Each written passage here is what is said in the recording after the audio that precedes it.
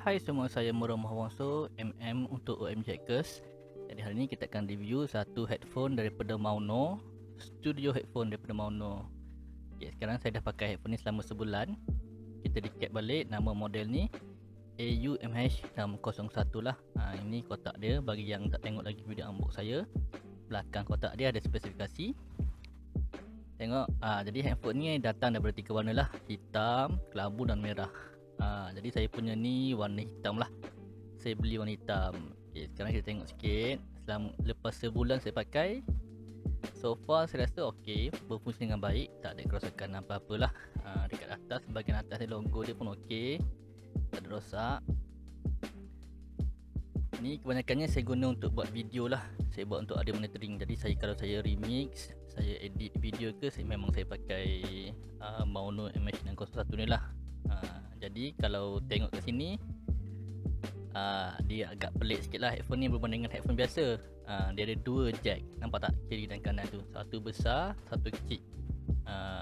Yang besar tu 6.3mm, yang kecil tu 3.5mm. Yang besar ni biasa kalau untuk orang main gitar lah pakai. Aku guna untuk studio. Kalau orang kat studio pun biasa dia pakai jack yang besar tu lah. Sebab kepentingan speaker yang kat studio pakai jack besar. Jadi kalau ada pakai studio headphone ni senang sikit lah. Dia tak payah cari converter. Tengok bahagian atas, tengok kualiti binaan dia setakat ni ok. Tengok saya pusing-pusing pun tak ada masalah. Tak ada bunyi pelik-pelik lah. Bahagian atas dia ni, pelaras dia ni plastik. Masa unbox saya tu saya dah ada komplain, kata plastik kan, takut tak tahan lama. Tapi so far saya pakai, nampak tak, masih ok. Tak ada merekah, tak ada patah, tak ada bengkok apa semualah. Jadi saya dah tarik tutup banyak kali dah sepanjang saya pakai ni. So far saya boleh kata tak ada masalah, jangan risaulah. Ini dengan kat luar ni logo dia, ini antara yang saya suka lah dengan Mauno Studio Headphone ni. Plastik dia tu plastik matte, jadi tak mudah kotor lah. Contoh kalau tangan kita kan berminyak ke, berpeluh ke, tangan kita basah ke, bila kita pegang-pegang tu dia tak melekat cap jari. Jadi tu kita boleh tak mudah kotor lah orang kata. Tak mudah kotor. Okay, sekarang kita tengok dia punya earpad, cushion dia saya rasa selesa, besar. Sebab ni headphone over ear, jadi dia, telinga kita duduk kat dalam earpad dia tu. Tengok saya dah pakai sebulan, tak nampak sebarang tanda-tanda koyak, tak ada apa, kata kulit dia tu tertangkal ke semua. Walaupun earpad dia boleh pusing-pusing, tapi setakat ni tak tercabut lagi lah earpad tu. Saya dah pakai sebulan dah. Dekat bahagian atas pun kulit juga, pun tak ada masalah. Dia punya pad dia tu pun keras lagi. Dekat bahagian bawah ni kain. Jadi kalau saya lebih suka kain lah untuk headphone. Sebab kadang-kadang rambut kita basah, kadang-kadang kita berpeluh, kadang-kadang rambut kita ni kotor kan. Jadi kalau kita pakai yang kain tu, dia tak adalah cepat rosak sangat berbanding dengan pure leather. Kalau pure leather tu kadang-kadang kita takut nak pakai kan, sebab kalau lepas mandi takut basah, takut merekah. Tapi ni kain, jadi so far saya rasa ok lah. Lagi satu, kain ni dia lebih selesa lah kalau bagi saya lah. Secara peribadi dia lebih selesa. Tengok skru-skru dia pun ok lagi setakat ni. Tu bahagian atas dia ada pun plastik juga bahagian atas. Tu dia ada macam tekstur sikit lah. Ada benda bulat-bulat tu. So dia menyenangkan untuk saya. Menyenangkan untuk apa? Sebab bila kita atas kepala, kita pegang tu, kita tahu dekat mana nak tarik. Tak adalah kita salah tarik kan. Kadang-kadang bila kita tarik tu tak pergi ke bawah pun dia punya pelaras tu, sebab kita salah tarik. Sebenarnya kalau ada benda tu yang ada groove sikit tu, kita tak jadi, tak ke bawah, dia boleh terus tarik. Lepas tu ni telinga dia boleh kita lipat-lipat. Okay, kalau yang boleh lipat tu kita boleh simpan dalam bekas lah.